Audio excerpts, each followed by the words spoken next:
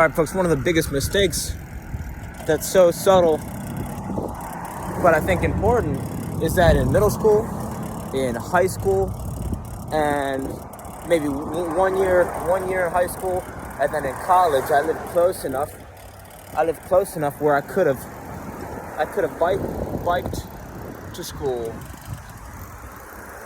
and I didn't.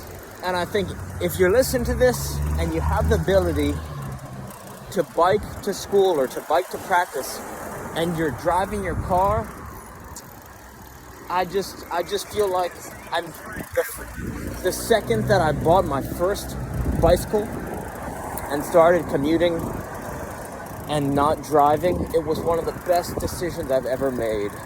And it was inspired by Mr. Money Mustache, who was talking about how cars are like gasoline powered scooters. And so even if we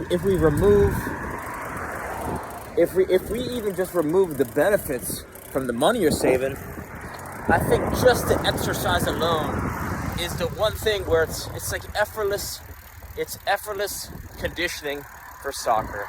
And so I'm here in Tampa. We've just arrived, and it took me a second to put two and two together.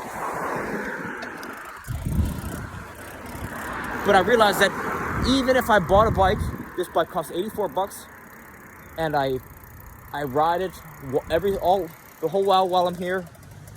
And instead of using Ubers, it's transportation, it's exercise, right? So it's like a gym membership, and it's freedom, right? So I don't need to. I can go now bike to all these different restaurants, who I'm trying to see if I can train at, and not be restricted by cost of an Uber.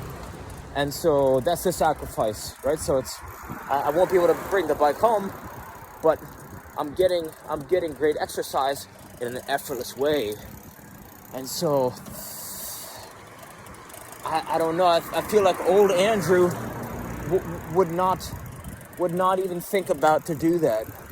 And so I can't encourage you enough to invest in a bicycle if you're somewhat fit, and as long as you're staying safe.